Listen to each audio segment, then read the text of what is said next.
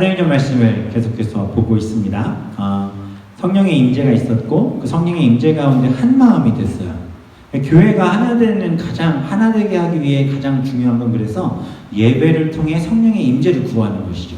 그리고 성령의 임재를 통해 은혜 받고 그 은혜를 가지고 은혜로 살아간다라고 우리가 고백하고 그 은혜로 하나 이렇게 잘 어우러져 가는 것이 굉장히 중요하다라는 것을 오늘 본문을 통해 쭉 보여주고 있어요. 우리 교회가 하나 돼야 될 줄 믿습니다. 믿으십니까? 하나 돼야 돼요. 정말 하나 되는 게 힘들죠, 근데. 부부도 하나 되기 힘든데 무슨 교회가 하나 되려면 얼마나 힘들겠어요, 그죠? 부모 자식 간에도 하나 되기 힘든 세상이지 않습니까? 그렇죠? 얼마 전에 뉴스를 봤더니 그 사랑하는 두 남녀가 재미삼아 복권을 샀는데 긁는 복권 한국에서 5억이 당첨된 거예요. 세금 띄고 3억 4천인가를 받았대요. 그 남자애가 1,500만 원만 여자친구한테 준 거야. 자기 통장에 다 집어넣고. 그래가지고 서로 고소하고 난리 났다는 거 아니에요? 왜 그랬겠냐. 그래가지고 뭐 법정 투쟁이 어떻게 되는지 모르겠는데 아무리 사랑하다가도 그것 때문에, 그렇죠? 그것 때문에 쫙 갈라지는 일들이 많이 벌어집니다. 어찌되었건 초대교회를 우리가 계속해서 보고 있는데 중요한 건 초대교회 가운데 일어난 기적, 그 가장 큰 기적은 물론 사람들에게 성령의 임재가 일어나고 또 그로 인해서 병고침을 받고 또 놀라운 역사가 일어난 것도 맞지만 어찌 보면 오늘 본문의 내용이 참 지금 이 시대를 살아가고 있는 우리의 상황에 비추어 봤을 때 결코 쉽지 않은 일이기 때문에 이것 또한 성령의 임재로 인한 기적이 아닌가라는 생각을 하게 됩니다. 그 일이 무엇입니까? 성도들이 한마음 한뜻이 됐는데 자기가 가진 것들을 다 팔아 성도들이 함께 나누는 이런 아름다운 공동체의 모습을 지금 보여주고 있다는 것이죠. 어떤 분들은 이 모습이 공산주의의 기초가 된 말씀이다라고 이렇게 설교하시기도 해요. 근데 그건 말이 안 됩니다. 왜 말이 안 되냐면 공산주의라는 것은 강요가 있죠. 어떤 억압과 또 어떤 질서가 있는 상황 속에서 움직여지는 거잖아요. 오늘 본문은 어떻습니까? 누가 시켰어요? 누가 안 하면은 너네 다 쫓아낸다고 그랬습니까? 안 하면은 우리 공동체에서 몰아낸다고 했습니까? 아무도 그러지 않았어요. 자발적으로 이 일이 일어나기 시작했다는 거죠. 그들에게 왜 이런 자발적인 헌신과 자발적인 헌금과 또 자신의 것들을 아낌없이 내어주는 일들이 벌어질 수 있었는가? 그것의 열쇠는 그 키워드는 바로 성령 충만이었다는 것입니다. 초대교회 가운데 일어난 이 일은 지금을 살아가는 우리에게도 굉장히 아름다운 공동체의 모습이 뭔지를 보여주고 있어요. 또한 교회라면 이 모습이 회복되어야 된다는 것을 오늘 본문을 통해 또한 이야기하고 있습니다. 성령의 큰 은혜를 받고 그들이 변화되기 시작한 거예요. 교회가 그렇게 만들어져 가기 시작한 거죠. 성령의 임재를 경험한 그들에게 예수 그리스도의 흔적이 남았고 그 흔적, 예수 그리스도의 흔적, 예수 그리스도를 통한 성령의 임재의 흔적을 통해 그들의 삶에 실제적으로 나타나는 실천들이 삶 가운데 있었다는 것입니다. 우리에게도 이런 흔적이 있기를 소망합니다. 성령의 은혜를 받고 예배를 통해 하나님이 주신 변화를 경험했다면 삶 속에서 또 그렇게 살아가는 모습이 있어야 할 줄 믿습니다. 이 교회 안에서만 이렇게 보면 너무 아름다운 성도님들, 너무 존경하는 권사님들, 집사님들 이 모습으로만 끝나는 게 아니라 삶의 어디에서 어떤 상황 속에서 만나도 그러한 모습으로 살아가는 게 성령의 임재를 경험한 사람들의 모습인 줄 믿습니다. 이 모습은 사도행전적인 변화이기도 하고 또 사도들의 변화 가운데 일어난 일이고 또 말씀을 듣는 성도들의 변화이기도 합니다. 하나님의 말씀이 임재하고 말씀을 전할 때 하나님의 말씀을 가감없이 담대하게 전했고 성도들이 변화를 받고 처음엔 120명 또 3,000명 5,000명이 회심하면서 하나님 앞에 엎드리고 서로의 가진 것을 나누고 가르치고 떡을 떼는 일들이 벌어지기 시작합니다. 어찌 보면 이전에는 상상도 할 수 없었던 공동체였습니다. 무언가 획기적인 변화가 일어난 공동체의 모습이 나타나고 있어요. 이 모습은 특별히 오늘 보면 4장 32절에서 35절까지의 모습은 모든 교회들이 이 땅에 존재하는 모든 교회들이 롤모델로 삼고자 하는 교회의 모습이기도 합니다. 우리 교회도 앞으로 이렇게 갔으면 좋겠어요. 한마음 한뜻으로 우리의 가진 것을 내어놓기에 아까워하지 않고 또 하나님이 하신 일들 속에 그 기쁨으로 하나 되는 교회.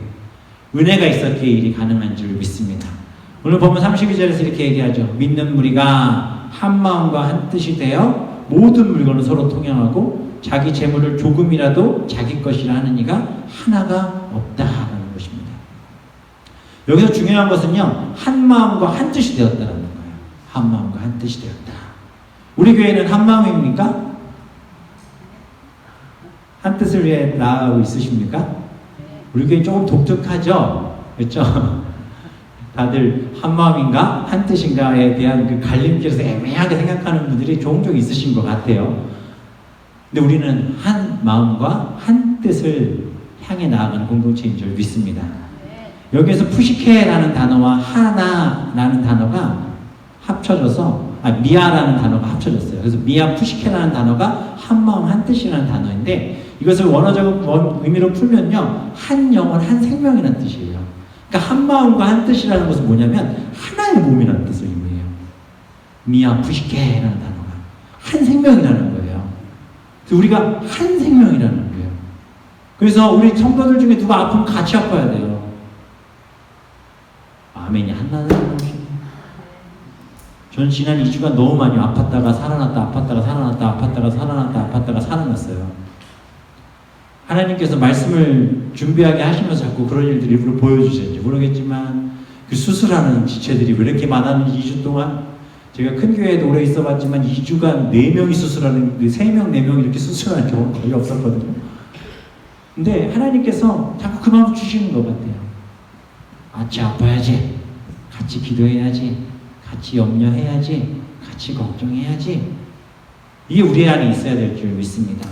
그냥 뭐 누가 뭐 했나봐 이게 아니라 그래, 공감해줘, 같이 아파 같이 기도해주는 거. 하나님께서는 이것을 우리에게 오늘 보여주시는 겁니다. 누가는요, 이 미아푸시케라는 단어를 일부러 썼어요.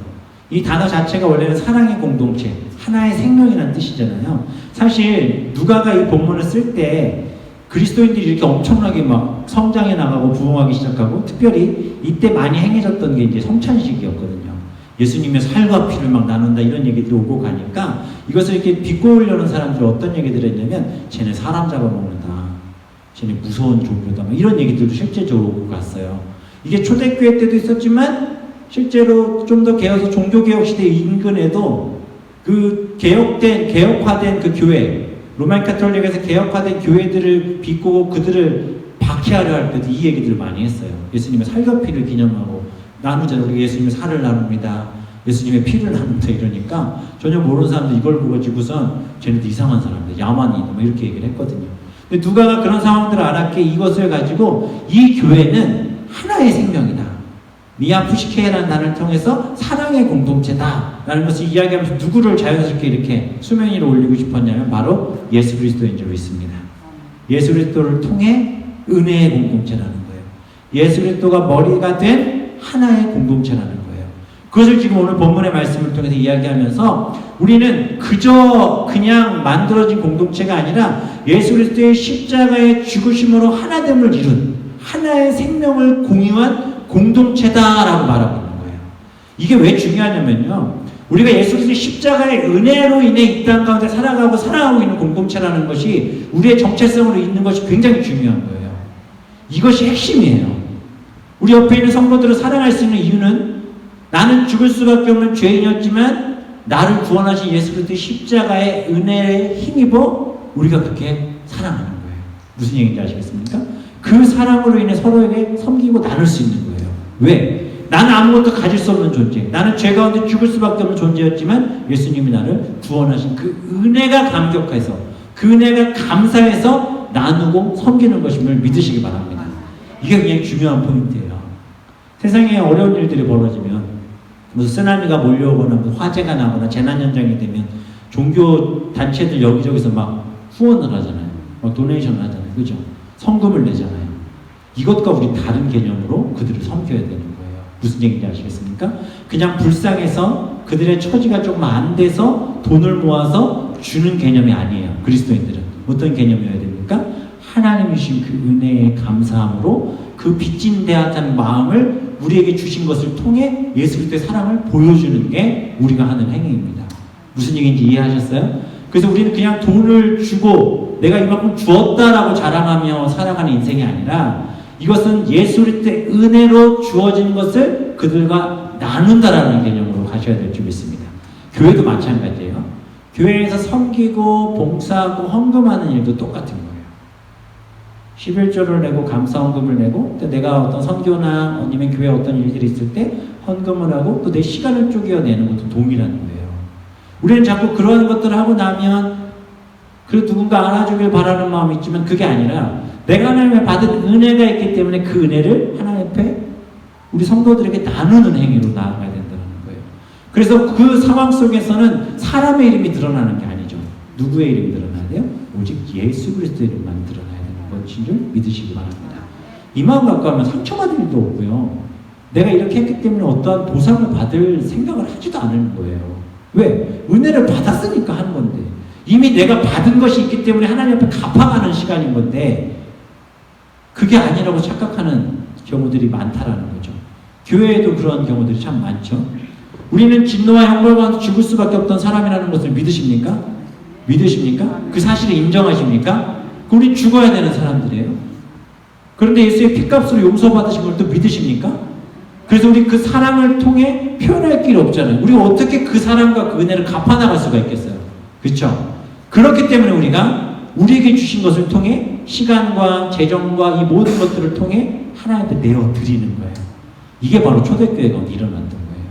이들이 그냥 한 마음과 한 뜻이 되어 물건을 서로 통용한 수준이 아니라 그들이 이전에 몰랐어요. 내가 가진 재물과 내가 가진 시간과 내가 가진 것들이 그냥 내가 열심히 돈 벌어서 내가 그냥 열심히 시간을 쪼개서 내가 부지런해서 섬기고 나눈다라고 생각했었지만 예수 그리스도를 만나고 성령의 임재가 일어나는 그 순간 어떤 일들이 벌어졌냐면 내가 살아 숨쉬는 모든 것이 은혜구나.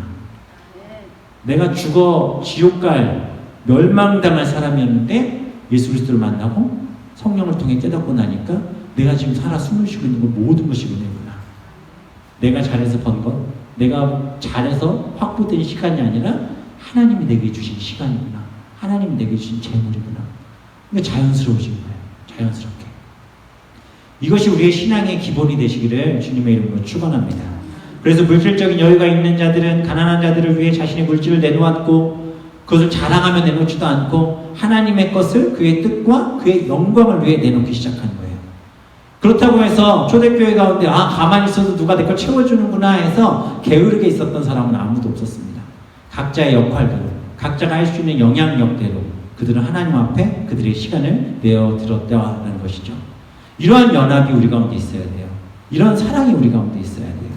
또 역으로 생각하면 우리의 마음이 또 긍휼히 여기는 마음으로 하나님의 은혜를 가지고 부족한 자들을 또 섬기는 모습이 있어야 될 줄 믿습니다. 교회 가운데 보면 이렇게 막 우리 교회는 그런 분들 없지만 제가 큰 교회에서 막 사역하다 보면은요 되게 막 자기를 알아줘야 되는 게 막 다니시는 분들이 계셔요. 그런 분들이 계셔요. 보면은 아니 그렇게 섬길 수도 있지 모르게 시간 낼 수도 있지 왜 그걸 저렇게들 하고 다니나 하면서 옆에서 꼭 욕하는 분들 한 분씩 계세요. 근데 그것도 잘못됐다라는 거예요. 그것조차도 긍휼히 여기고 품어줄 수 있는 마음이 교회 공동체 가운데 있어야 교회의 본질로 돌아갈 수 있다는 것을 기억하셔야 될 줄 믿습니다. 교회의 머리는 누구예요? 예수 그리스도. 머리 대신 예수 그리스도 안에서 우리는 하나의 지체가 됐기 때문에 각자의 역할 속에서 할 수 있는 만큼의 영향을 하는 거예요. 아시겠죠? 아시겠습니까? 눈은 보는데 귀는 듣기만 해야죠. 그렇죠? 귀가 듣겠다고 막 웃기면서 일로 와버리면 아이고 생각만 해도 징그럽네요. 그죠? 각자의 영역에 그 위치가 있는 거예요. 손이 뭐 다른 장기들과 야 나는 맨날 움직이니 너 뭐하냐 이렇게 얘기할 수 있는 게 아니라는 것입니다. 우리에게 주신 그 자리, 우리에게 주신 그 사명, 그 역할 가운데 하나님을 감당해야 될 줄 믿습니다. 그들은 그렇게 하나가 되었어요. 한국에서 한 교회에서 제가 사역할 때 교회가 좀 어려운 상황이 있었어요. 뭐 생각지 않았던 일들 때문에 굉장히 어려웠었어요. 그런데 교회가 그 어려운 상황을 극복해 나가는 과정을 보면서 너무 많이 은혜를 받았어요. 성도들이 하나 되기 시작하더라고요. 물론 교회가 어려운 상황이 딱 벌어지니까 교회를 떠난 사람도 있었어요. 그렇지만 그 교회를 세우고 살리기 위해 성도들이 자신의 것들을 내어놓고 시간을 투자하는 것들을 보면서 끝없이 채워지는 그 은혜를 제가 경험할 수 있었거든요. 하나님이 주신 공동체의 사명, 우리 교회가 그 길을 갈 수 있을 줄 믿습니다. 이것은 성령을 통해 변화된 자들에게 이루어진 역사였던 거예요. 오늘 본문에도 보면 하나님의 말씀을 듣고 그 권능의 능력으로 33절에 사도들이 그 큰 권능으로 주 예수의 부활을 증언하며 큰 은혜를 받으니 그 중에 가난한 사람이 하나도 없을 정도로 놀라운 일들이 그들 가운데 벌어지기 시작했던 거예요. 당시의 역사적인 상황으로 가보면 또 이렇게 할 수밖에 없었어요. 왜냐하면 그 120명의 사람들이 모여서 은혜를 받고 3,000명, 5,000명의 사람들이 은혜를 받고 나니까 이 예루살렘에 모였던 그 사람들이 여기저기서 모였잖아요. 크리스찬들의 집은 한정적인데 사람이 너무 많아진 거예요. 이 사람들이 갈 생각들을 안 해. 왜냐하면 은혜를 받아야 되고 사도들과 제자들의 말씀을 듣고 싶어 그 자리에 모였던 거예요. 거리에서 노숙도 하고 막 길거리에 있는 걸 보니까 은혜 받은 자들이 어떻게 한 거예요? 우리 집으로 오라고 한 거예요, 그냥. 그러니까 뭐 집은 멀지만 오고 그런 사람들이 한 집에 막 20-30명씩 머무는 일들이 벌어지기 시작했던 거죠. 그러니까 그들이 나눠야 됐던 거예요. 베풀어야 됐던 거예요. 제자들에게 가져온 재물을 통해 하나님 이렇게 채워가셨다는 거죠. 가만히 보면 교회에서 정말 섬기고 애쓰시는 분들이요, 정말 내가 넉넉하고 뭐가 충분해서 하는 건 아닌 것 같아요. 마음이 정말 중요한 것 같습니다. 은혜 받은 마음으로 나가는 게 굉장히 중요하다는 거죠. 우리가 잘 아는 시편 23편 말씀 잘 아시죠? 다 같이 한번 외워볼까요? 시작. 여호와는 나의 목자시니 내게 부족함이 없으리로다. 누가 썼어요? 다윗이 썼어요. 다윗이 이 시편을 고백하죠. 여호와는 나의 목자시니 내게 부족함이 없으리로다. 너무나 놀라운 고백이지 않습니까? 이 말씀을 딱 들으면 어떤 생각이 들어요? 아니, 다윗은 부족함이 없었죠. 왕이죠. 나라를 다스렸죠. 그렇죠? 뭐 천하만물을 쥐어주고 있는 사람인데, 그러니까 부족함이 없었다라고 생각하실 수도 있지만, 이 시편 23편의 배경이 언제인지 아십니까? 아세요? 아시는 분도 계시고 모르시는 분도 계시고 끄덕끄덕 하시는 분들 여쭤보고 싶지만 혹시 모르실까봐 제가 대신 말씀을 드릴게요. 다윗이 여호와는 나의 목자신 내게 부족함이 없으리로다 이 고백이요, 압살롬이 반역을 일으키고 자기 아버지 죽이겠다고 쫓아오는데 그걸 피해 다닐 때 쓴 시가 시편 23편이에요. 부족함이 없습니까? 너무나도 처절하고 수치스럽고 절망적이고 가슴이 찢어지는 그 아픈 상처 속에서 다윗이 고백한 게 뭐예요? 여호와는 나의 목자시니 내게 부족함이 없으리로다. 이러한 고백이 우리 가운데 있기를 소망합니다. 교회가 작아서 뭘 할 수 있겠어요? 아니요. 하나님이 우리의 목자시니 우리에게 부족함이 없습니다. 교회 뭐 사람 많지 않아서 무슨 일을 감당할 수 있겠어요? 아니요. 여호와는 나의 목자시니 내게 부족함이 없으리로다. 교회를 지금 이제 하나둘씩 이제 제 눈에 시야에다 들어오고 조금씩 그림이 그려져요. 그러면서 2020년에 대한 기도들을 저는 이미 시작했고 또 하나님 어떤 길들을 열어주셨고 기대하고 설레이는 마음으로 있습니다. 물론 그 계획들을 생각하다 보면 자꾸 떠오르는 건 뭐냐면 재정이 될까, 인력이 될까, 뭐 이런 고민들이 당연히 와요. 그런데 하나님께서 제안해 주신 마음이 뭔지 아세요? 네가 믿음으로 기도하고 그 일이 내가 원하는 일임을 믿고 확신하면 밀고 나가라. 아멘? 다 밀고 나가려고. 하나님 우리의 목자시니 부족함이 없기 때문에 그렇습니다. 다윗이 이 고백, 우리의 고백 됐으면 좋겠습니다. 부족하다라고 생각하는 것은요, 어찌 보면 우리 마음에서 오는 문제이지 않습니까? 부족한 사람은 평생 부족하대요. 그렇죠? 안 그러세요? 한국의 국민소득이 뭐 옛날에 몇천 불 하다가 10,000불 되고 20,000불 거의 30,000불 됐는데 지금도 여전히 부족하다 그러면서 사는 사람들이 얼마나 많습니까? 빈궁하고 불만이 더 많아요. 사람들이 왠지 저 클 때만 생각해도 지금 보면은 우리 애들 정말 잘 먹고 잘 살고 있는 거거든요. 근데 그 애들 나름대로 또 부족한 게 있다라고 여길 수 있다라는 거죠. 그렇게 생각해 보면 부족함이라는 것은 상대적인 박탈감인 것 같아요. 제가 한 2,500cc 차 타고 다니고 누가 한 5,000cc 차 타고 다니면 그거 보면서 뭐라고 하는 거예요? 난 정말 부족한 차를 타고 다니는구나. 이렇게 된다라는 거예요. 내가 지금 뭐 아파트에 살고 있는데 하우스 사는 사람 보면서 우리 집은 너무 가난하고 부족해. 이렇게 생각할 수 있다라는 것이죠. 근데 그 기준이 아니라는 거예요. 우리의 부족함을 채우려고 아무리 발버둥 쳐봐야 어떤 일들이 벌어집니까? 밑 빠진 벽에 물 붓기밖에 더 되겠습니까? 우리의 신앙이 근데 이렇게 가고 있는 경우들이 너무 많아요. 한번 생각해 보세요. 5년, 10년 전만 생각해 보세요. 아니 10년, 15년 전 생각해 보세요. 아니 1년 전, 2년 전만 생각해 보세요. 물론 그때보다 지금 더 안 좋은 상황에 있는 분들도 계시겠지만 가만히 보면 그때보다 조금씩은 다 좋아요. 내가 정말 아파서 정말 죽겠구나라고 생각했던 그 시점을 한번 생각해 보세요. 그때는 어떤 생각하셨어요? 이 병만 나으면, 나았잖아요. 자녀들의 문제로 아팠을 때 우리가 생각했잖아요. 하나님 이 문제만 해결되면 해결됐잖아요. 근데도 여전히 부족하고 그런데도 여전히 하나님 앞에 주시옵소서의 기도만 하고 있는 우리의 이런 연약함들이 채워져야 할 줄 믿습니다. 오직 우리의 부족함은 예수 그리스도로만 채워질 줄 믿습니다. 사마리아 여인이 목말라 있을 때 예수 그리스도를 만났을 때 그의 인생에 생수의 강이 흘러갔던 것처럼 주님을 만나야만 우리의 부족함이 해결되고 또 그 부족함이 해결될 때 내가 가진 모든 것으로 하나님의 나라를 섬기는 일들이 우리 가운데 있을 줄 믿습니다. 따라서 우리는 지금 여전히 부족하다라고 여기는 이 영적인 도전 앞에서 자유함을 누려야 될 줄 믿습니다. 이 부족하다라는 생각을 하면 할수록 우리는 죄 가운데 빠질 수밖에 없어요. 왜? 채워가야 되니까. 채워가야 되니까. 성경에도 보면은요, 부족하다고 여긴 그 순간에 죄를 범한 존재들이 너무 많아요. 아간이 그렇죠. 여리고성이 무너뜨려진 그 놀라운 역사 앞에서 아간은 무슨 일이 벌어져요? 아, 나에겐 저 아름다운 옷과 돈이 없어 라고 생각해서 어떻게 해요? 싹 취해버리잖아요. 그 순간 무슨 일이 벌어집니까? 그의 가정이 멸절이 나는 거죠. 다윗 볼까요? 다윗이 무너졌던 그 순간이 언제예요? 가장 부강한 순간에 있었던 때죠. 할 일이 없었어요.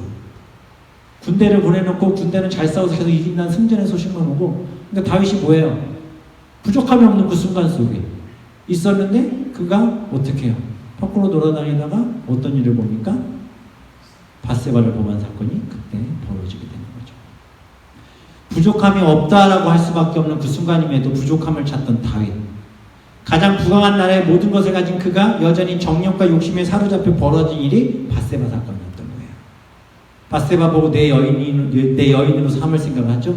믿음의 길을 가다 보면 이런 유혹이 늘 있습니다. 다윗이 그렇게 해서 넘어지죠. 넘어진 이후에 그가 그 죄 가운데 내가 하나님 앞에 범죄함을 고백했던 시편 32편의 말씀을 보면 이렇게 고백하고 있습니다. 내가 입을 열지 아니할 때 종일 신음함으로 내 뼈가 쇠하였도다. 주의 손이 주야로 나를 누르시오니 내 진액이 빠져서 여름 가뭄에 마름같이 되었나이다. 하나님이 주신 것 만족하지 못하고 내가 여전히 부족하다고 생각하며 결국 죄 때문에 넘어졌을 때 자신의 모습을 한탄하며 지은 시의 내용을 보면 뭐예요? 종일 신음함으로 진액이 빠져서 마른 가지같이 되었다고 말하잖아요. 마른 가지죠. 우리의 마음에 부족함이 있다 생각하고 걱정과 두려움과 염려가 있으면 결국 이렇게 되는 거예요. 저는 요즘 살찌고 있으니까 마른 가지는 아닌 것 같아요. 그죠? 저는 그래도 감사하고 있는 것 같아요. 그죠? 사랑하는 성도님들. 우리의 마음과 생각이 하나님 앞에서 어떻게 세워져 있는지를 생각하셔야 될 줄 믿습니다. 그가 이런 과정을 겨우겨우 이겨내고 나단 선지자가 말할 때 그가 회복되었을 때 그가 어떤 마음을 통해 고백합니까? 하나님의 내 속에 정한 마음을 창조하시고 내 안에 정직한 영을 새롭게 하소서. 나를 주 앞에 쫓아내시 마시며 주의 성령을 내게서 거두지 마소서. 쉽게 말씀드리면 하나님 회복되기를 원합니다. 오직 성령으로만, 오직 주의 능력으로만 복된 삶을 누리며 살아가길 소망합니다. 내가 세상의 처단을 다 가진 것보다 성령의 은혜를 사모합니다. 이것만 있으면 저는 살 수 있습니다 라고 고백하는 거예요. 이런 고백이 오늘 우리 가운데 있기를 소망합니다. 교회가 나아가야 될 방향, 우리가 신앙생활하며 나아가야 될 방향, 그 은혜를 사모할 때에만 우리의 삶의 문제가 해결되고 또 예수 그리스도로만 그 답이 나오게 될 줄 믿습니다. 사도들이 말씀을 전하고 그들 가운데 성령이 채워지고 예수 그리스도의 은혜가 부어지기 시작했을 때, 복음의 능력이 들어갔을 때 그들에겐 부족함이 없었습니다. 있는 것 다 내어주고 나눠주기 시작하는 거예요. 나의 것이 아니다. 나의 인생은 하나님의 은혜로 얻게 되는 것이다. 소유를 갖는 것이 아니라 내가 가진 것이 아니라 하나님의 것이다라는 고백. 이 역사의 현장 속에 사도들은 계속해서 복음을 전하는 거예요. 그리고 그들이 그 복음 안에서 성령의 임재 가운데서 하나됨을 이루기를 선포하고 있다라는 것입니다. 요한복음 13장 35절에 어떤 말씀이 있어요? 너희가 서로 사랑하면 이로써 모든 사람이 내 제자인 줄 아니라. 이 말씀도 동일한 거예요. 하나님 안에서 주의 말씀으로 성령으로 하나가 되면 그들이 하나가 됨을 이룬다라는 거죠. 우리가 만일 주변에 있는 사람 때문에 상처를 받거나 하나됨을 이루지 못하고 있다면 그것은 나에게서 먼저 문제를 찾아야 될 줄 믿습니다. 자꾸 남 탓하는 경우들이 많잖아요. 아, 저 권사님 때문에, 저 집사님 때문에, 저 목사님 때문에 내가 신앙이 이렇게 됐어. 뭐 상처받았어. 아니요. 자기 자신의 문제인 거예요. 자기 자신의 문제. 우리 누구 탓해야 될 때가 아닙니다. 은혜를 받으면 변화될 줄 믿습니다. 술 못 끊는 사람, 담배 못 끊는 사람, 도박에서 헤어나오지 못한 사람이요. 은혜 받으면 바로 끊어요. 경험해 보셨습니까? 끄덕끄덕 하시는 분들 혹시 술, 담배 하시고 도박하셨던 건 아니죠? 은혜 받으면 바로 끊을 수 있어요. 전 주변에 정말 많이 봤어요. 담배 못 끊고 술 못 끊던 친구들이, 그런 청소년 청년들이 은혜 받고 단박에 끊는 걸 너무 많이 봤거든요. 이게 뭐예요? 내 삶의 주인이 하나님이라고 인정하는 순간 다 몰려 수 있게 되는 줄 믿습니다. 예배를 통해 은혜를 받기를 소망합니다. 하나님의 은혜 가운데 변화된 공동체가 우리의 공동체가 되어야 할 줄 믿습니다. 그렇게 될 때 세상에 목매다는 게 아니에요. 하늘의 영광을 사모하며 살아가는 줄 믿습니다. 예수님이 얘기하시잖아요. 나는 너희 거처를 예비하러 왔다고 하시잖아요. 그리고 나는 너희들의 거처를 또 준비하러 간다라고 말씀하시잖아요. 이 땅의 것에 목매달지 말고 내가 준비한 저 천국을 사모하며 이 땅에서 하나님 주신 모든 것들을 내어드리고 살아가라 라고 말씀하시는 거예요. 그래서 우리는 은혜를 받고 성령의 인도하심에 따라 우리 인생을 가져가야 할 줄 믿습니다. 그러기 위해 더욱더 예배해야 합니다. 그러기 위해 더욱더 주님의 말씀을 사모함으로 세워져야 할 줄 믿습니다. 성도들이 성령을 만나니까 집 팔고 땅 팔고 서로의 부족함을 채워가기 시작합니다. 사랑하는 성도님들, 집 팔고 땅 파는 은혜가 우리 가운데 있기를 소망합니다. 예, 뭐 아멘하기 힘드시잖아요, 그죠? 힘들어요. 이게 우리 연약함이 드러나기 시작합니다. 근데 이거에 눌려 계시라고 제가 말씀드리는 거 아니에요? 아셨죠? 내가 할 수 있는 것을 채워가는 거예요. 은혜 받으면 합니다. 은혜 안 받아서 내가 못 파는구나, 그게 아니에요. 내가 할 수 있는 영역 안에서 하나님 할 수 있는 것들을 최선을 다해 섬기려고 애쓰고 몸부림치는 거예요. 제가 아는 어떤 분이 계시는데 정말 어렵고 힘듦에도 불구하고 하나님 주신 은혜, 하나님 주신 감사가 좋아서 정말 끊임없이 선교하는 일에 애쓰시는 분이 계세요. 내가 여력이 있어서 어떤 환경이 돼서가 아니에요. 그냥 주님 주신 그 마음을 가지고 그렇게 틈틈이 선교하고 후원하는 분들이 계시더라고요. 근데 보면 잘 살지도 않아요. 그런데 그렇게 하시는 분들이 계세요. 왜? 은혜 받았기 때문에. 예수님이 우리 안에 거하시는 게 그래서 중요한 거예요. 내가 할 수 있는 게 뭔가를 생각해 보는 거죠. 그리고 그렇게 되면 다 이뤄드릴 수 있는 겁니다. 우리 여러분들 삭개오 아시죠? 삭개오 하면 어떤 생각들이 나십니까? 평판도 나쁘고 반역자로 여겨졌던 사람이에요. 근데 이 삭개오가 가지고 있던 수많은 재물이 있었어요. 근데 삭개오가 확 변화된 순간이 언제예요? 예수님이 삭개오에게 말하죠. 내가 너의 집에 거하여야겠다라고 말씀하니까 삭개오가 바로 확 바뀌죠. 어떻게 바뀌어요? 하나님, 예수님, 내 소유의 절반이라도 가난한 자에게 다 주겠습니다. 또 뭐라고 그래요? 빼앗은 것이 있다면 율법에서는 사실 2배만 갚아주면 되거든요.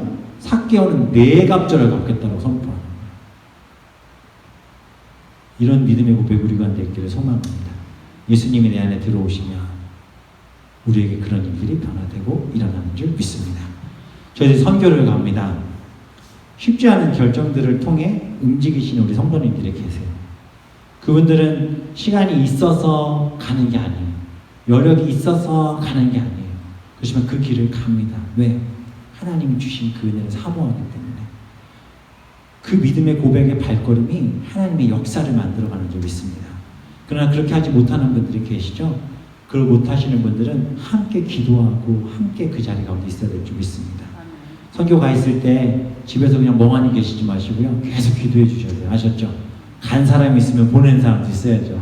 중보기도로 함께 하셔서 우리 교회가 어디에서 무엇을 하든 하나님의 말씀 가운데 거해서 하나됨을 이루는 이런 아름다운 모습이 있기를 소망합니다. 이들이 하나됨을 이룰 때 놀라운 역사가 일어나죠. 그 중에 가난한 사람이 없고 밭과 집 있는 자는 팔아 그 판 것의 값을 가져다가 누구의 발 앞에 가져다 줘요? 사도들의 발 앞에 두매. 그들이 각 사람의 필요를 따라 나누어 주기 시작합니다. 제가 이 말씀을 보면서 회개했어요. 그리고 기도했어요. 하나님, 사도들의 발 앞에 두는 성도들의 믿음. 그리고 이 성도들이 이 당시 초대교회 사도들의 발 앞에 뒀던 이유가 뭘까요? 왜 사도들의 발 앞에 뒀을까요? 나는 제대로 쓰지 못하겠지만 저 사도들이라면 이것을 잘 분배하여 쓸 줄 알았기 때문에 갖다 주었던 거예요. 제가 이걸 두고 왜 기도했을까요? 저한테 갖고 오시라고 제가 기도한 게 아니에요. 성도들을 그렇게 믿고 다가올 수 있는 목회자가 되어야 되겠다는 마음으로 기도했어요. 요즘에 참 한국교회 보면 답답한 일들이 많지 않습니까? 그렇죠? 발 앞에 가져다 뒀더니 자기 유익을 위해 쓰는 목회자들도 많고요. 그들의 이름을 위해서 교회 재정을 쓰려는 목회자들도 참 많아요. 이단들이나 하던 일들이 지금 한국교회 안에서도 많이 벌어지고 있다라는 것이죠. 이단들은 주로 이렇게 쓰잖아요. 예전에 1999년 마지막이었나? 그 영생교인가? 거기요, 그죠? 그 교주가 막 이제 하나님, 예수님 재림하시니까 재산 다 팔아가지고 와가지고 들어와가지고 같이 찬양하고 기도하다가, 에? 찬양하고 기도하다가 우리 다 그 휴가되자고 막 모여가지고 막 주겠는데 시간 띵띵띵 했는데 됐어요, 안 됐어요? 아무 일도 안 일어났어요. 근데 그 자리에 온 사람들 다 자기 재산과 가산 팔아가지고 교회에다 다 헌금했는데 그 헌금 거 누가 다 가지고 있었어요? 교주가 다 가지고 있었어요. 아들 대학 유학시키고 뭐 해외에. 아니 그날 멸망한다고 얘기한 사람이 왜 자기 자식을 유학을 보내? 돈을 뭐하러 가지고 투자를 하고 막 이러고 있었다니까요. 이게 악한 자들의 모습이잖아요. 우리 교회는 이런 교회 아니 될 줄 믿습니다. 하나님 앞에 나아오는 정말 교회 가운데 헌금하고 교회 가운데 우리의 시간을 내어드리고 우리의 몸과 마음을 다해 섬길 때 그것이 정말 아름다운 열매가 맺어질 줄 믿고 그 일을 감당하는 교회, 이것이 아름다운 교회의 모습인 줄 믿습니다. 오늘 본문에 그러한 가운데 모범이 된 한 사람이 나와요. 그 사람이 누구냐면 36절과 37절에 나오는 바나바라 하는 사람이에요. 36절에 보면 구브로에서 난 레위족 사람이 있으니 이름은 요셉이라 사도들이 일컬어 바나바라 하니 그가 밭이 있음에 팔아 그 값을 가지고 사도들의 발 앞에 두니라. 얼마나 놀랍습니까? 실제적으로 어떤 일들이 있었는지 구체적으로 보여주는데 특별히 바나바라는 사람이 등장을 했어요. 왜 바나바라는 사람이 등장을 했냐면 이 사람은 자신의 소유를 팔아 하나님 앞에 바친 것뿐만 아니라 그의 삶조차도 하나님 앞에 온전히 바쳐 사도로 쓰임받았기 때문에 그에 대해서 성경에서 지금 이야기해주고 있는 거예요. 이 이후의 이야기들을 보면 저희 잘 알지만 바나바가 어떤 사람입니까? 사도 바울을 품은 사람이잖아요. 교회를 만들어간 사람이잖아요. 그저 보여주는 것만 하는 것이 아니라 그의 삶을 또한 드렸던 사람 바나바. 제가 그렇게 살기를 소망하고요. 우리 자리에 있는 성도들이 그렇게 되어지기를 소망합니다. 입으로만 말로만 눈에 보이는 걸로만 하는 게 아니라 정말 그 삶으로 내어드리는 진정한 자기 포기와 부정을 통해 하나님 앞에 자신의 모든 것들을 내어놓는 믿음의 역사가 일어나야 될 줄 믿습니다. 이 일이 우리 각자에게 일어나야 될 줄 믿습니다. 우리 각자가 바나바 되어야 될 줄 믿습니다. 이 시간 자기에게 이렇게 얘기하세요. 바나바가 됩시다. 바나바가 됩시다. 바나바 되세요 하셨죠? 옆에 분에게 얘기하세요. 바나바가 되세요. 바나바가 되세요. 정말 이렇게만 되면 우리 교회 걱정 없습니다. 걱정 없습니다. 다 내어줄 줄 알고 하나님 만나려고 몸부림칠 때. 한국교회 100여 년 전에 평양 대부흥이 일어났었죠. 그때 그 평양 대부흥이 일어날 수 있는 그 도화선에 불을 붙인 선교사가 한 명 있어요. 누군지 아세요? 자랑스럽게도 캐나다 출신 선교사입니다. 누굽니까? 로버트 하디 선교사예요. 로버트 하디 선교사가요, 의사였어요. 근데 그가 누구를 만나냐면 성령을 체험합니다. 공부하던 중에. 성령을 체험하고 나서 그가 누릴 수 있는 모든 것들을 다 포기해요. 그리고 내가 한국 땅에 가서 복음을 전하고 그 의료사역을 해야 되겠다는 마음으로 어떻게 합니까? 실제로 아내와 함께 한국에 와요. 와서 한 달 만에 큰딸이 죽습니다. 또 얼마 되지 않아 둘째 딸도 죽는 어려움을 겪기도 했어요. 그런데 이 하디 선교사는 최선을 다해 한국 땅을 섬겼습니다. 최선을 다해. 근데 그가 성령의 임재를 경험하고 와서 그 기쁨으로 자기가 가진 모든 것들을 다 내어드리며 섬겼던 그 마음이 조금씩 퇴색되어져 버리기 시작했어요. 왜냐하면 아무리 뭘 해도 열매가 맺혀지는 것 같지 않은 거야. 자기가 그렇게 애쓰고 수고하는데 자기가 그렇게 몸부림을 치는데 사람들이 잘 못 알아주는 것 같은 거야. 근데 그 가운데 자기가 계속 상처를 받기 시작했어요. 그래서 그 마음속에 어떤 마음이 생겼냐면 이 사람들은 안 되겠다. 이 사람들은 내가 아무리 애를 쓰고 수고해도 변화될 사람들이 아니다. 이런 생각을 그가 가지고 있었어요. 그러면서 초심이 일기 시작했죠. 의사라는 자부심과 백인 우월주의를 벗어나지 못하고 사역에 실패한 이유들을 다 조선 사람들 때문이다라고 이야기하기 시작했습니다. 보세요. 성령의 변화를 받아 은혜 받은 사람이지만 순간 자기의 유익과 자기가 했다는 생각이 들어가는 순간 무너져 버리잖아요. 우리 가운데 그런 성도들 있지는 않으십니까? 보면 다 하나님의 첫사랑을 경험한 성도들이지 않습니까? 그때로 돌아가고 싶지 않으세요? 정말 하나님의 은혜를 경험하고 마음껏 예배하고 섬기고 내가 가진 것들을 마음껏 내어드렸던 그 시간 있었잖아요. 근데 지금 왜 이렇게 다 아깝고 시간도 아깝고 하나님 앞에 예물 드리는 것도 아깝고 교회에 무엇 하는 일도 아까워지는 시간들이 우리 가운데 있지 않습니까? 이거 어떻게 해야 될까요? 회복돼야 될 줄 믿습니다. 회복돼야 돼요. 한희 선교사가 예배를 쫙 집례하려고 모였습니다. 근데 그 가운데 있을 때 자신 안에 하나님께서 계속 말씀하시는 거예요. 너의 죄를 회개해라. 이 죄를 회개해라.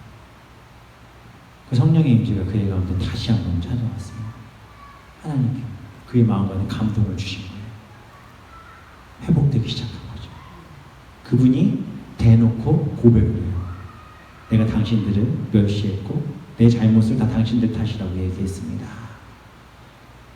내 것을 나누는 것을 아깝다고 생각했고 나는 당신들보다 잘난 사람이다라고 생각하고 당신들을 무시했습니다. 이 고백을 하면 회개하기 시작했어요. 그 순간 그 한희 선교사님의 그 입술의 고백을 통해 앉아있는 사람들에게 성령의 임재가 오기 시작한 거예요. 한 사람의 엎어짐, 넘어짐, 쓰러짐, 하나님 앞에서의 무릎 꿇음, 이것이 시작이 돼서 그 사람들이 하나 둘씩 그 복음을 전하고 그 놀라운 회개의 역사들이 일어나면서 평양 대버흥의 불씨가 되었던 거예요. 그리고 한희 선교사님 어떻게 44년을 한국 땅에서 복음 전하고 의료 사역들을 하시다가 한국 땅에서 순교하십니다. 사랑하는 성도님들, 우리에게 하나님께서 오늘 또 왜 이 말씀을 통해 우리에게 어찌 보면 가장 부담이 되는 듯한 이 시간들을 허락하셨을까요? 이거 그냥 쉽게 생각해버리면 뭐예요? 우리도 같이 나누자라는 거 아닙니까? 그냥 표면적으로 보면 그렇지 않습니까? 근데 하나님이 이 말씀을 통해 우리에게 말씀하시는 건 뭐예요? 지금 다시 한번 우리 자신을 돌아보라는 거예요. 정말 하나님은 은혜로 살아가고 있다고 고백하고 있느냐라고 물으시고 계십니다. 정말 예수 그리스도의 십자가로 내가 오늘도 살아 숨을 쉬고 있고 그래서 내가 이제 일어나고 예배하고 있느냐라고 하나님이 묻고 계시는 거예요. 생각해 보세요. 여전히 내 안에 아깝고 여전히 내 안에 손해보고 있다고 생각하는 것은 있지 않으십니까? 내가 누군가보다 어떤 누군가보다 내가 좀 더 낫다라는 생각 속에 다른 사람들을 무시하거나 그 사람보다 그래도 낫다라고 우리가 혹시 생각하고 계시진 않습니까? 정말 하나님의 큰 은혜를 사모해서 이 자리에 앉아 계십니까? 정말 그 은혜를 가지고 이 교회 가운데 내가 쓰임 받고자 이 자리에 앉아 계십니까? 그렇다면 정말 그렇게 살아가셔야 될 줄 믿습니다. 내 안에 있는 잘못된 생각도 내려놓으셔야 돼요. 다 내려놓으셔야 돼요. 주님 발 앞에 내려놓으셔야 될 줄 믿습니다. 하나님이 원하시는 교회가 뭘까요? 우리가 오늘 이 시간 또 어떻게 기도해야 될까요? 교회 가운데 교회의 하나됨을 무너뜨리는 가장 큰 원인, 그것은 바로 내 자신이라는 걸 잊지 마시기 바랍니다. 아셨죠? 믿는 우리가 하나됨을 이룰 때 은혜가 벌어지잖아요. 믿는 우리가 하나됨을 이룰 때 하나님의 역사를 경험하잖아요. 우리 교회가 하나님의 역사를 경험하는 교회 될 줄 믿습니다. 저는 믿어요.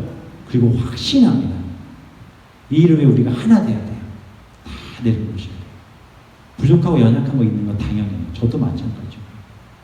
성령 앞에, 성령의 부르심 앞에, 하나님 주신 그 은혜 앞으로 나아가셔서 큰 은혜를 받은 은혜를 나누는 일이 우리 교회 가운데 일어나야 할 줄 믿습니다. 실제적으로 우리 교회 가운데 그런 일들이 벌어지고도 있어요. 벌어지고도 있어요. 한 번 한 번 변화되고 한 번 한 번 저한테 와서 물어보시는 분들도 계세요. 섬기시려고 하시고 애쓰시려고 하시고 교회에 위해서 걱정하시는 분들이 한 번 한 번 생기고 계세요. 너무 감사해요. 초대교회의 이 모습이 불가능해 보이지만 우리 만나게 될 줄 믿습니다. 그리고 하나님의 방법대로 그렇게 쓰임받는 교회 될 줄 믿습니다. 하나님이 원하시는 삶의 흔적들로 우리 교회의 기초가 단단히 만들어지고 정말 밴쿠버 땅 가운데, 아니 이 온 세상 가운데 하나님의 가장 모범으로 세울 수 있는 교회가 우리 교회 되었으면 좋겠습니다. 이 말 하기 쉽지 않은 거예요. 이 말을 하려면 제가 얼마나 부담을 가져야 되는지 아십니까? 이런 말씀을 할 때마다 제 머릿속과 마음속에 하나님 하신 말씀이 뭔지 아세요? 너나 먼저 해. 너나 좀 잘해. 하나님 하겠습니다. 저도 은혜로 살아가겠습니다. 다 내어드리며 살아가겠습니다. 그렇게 살아가기를 소망합니다. 아셨죠? 꼭 그렇게 하셔야 돼요. 난 이만큼만 저 사람 못한다고 손가락질 하지 마세요. 믿으십니까? 가난한 과부의 두렵돈이 더 귀한 거예요. 우리의 마음 하나님만이 아세요. 내가 평가하고 판단하지 마세요. 하나님 이루시는 공동체 우리 가운데 이루어질 줄 믿습니다. 내가 할 수 없음을 믿고 주님의 예수 그리스도의 구원의 십자가 붙들고 그것만 믿으면서 우리의 힘이 아니다. 오직 예수 그리스도의 힘이다. 예수 그리스도의 보혈의 능력이다. 내 자격이 아니다. 우리 예수 그리스도의 보혈의 능력의 은혜의 힘이다. 이것을 선포하며 기도하는 우리 만나교회 되시기를 주님의 이름으로 축원합니다. 아멘. 우리 시간에 기도하겠습니다.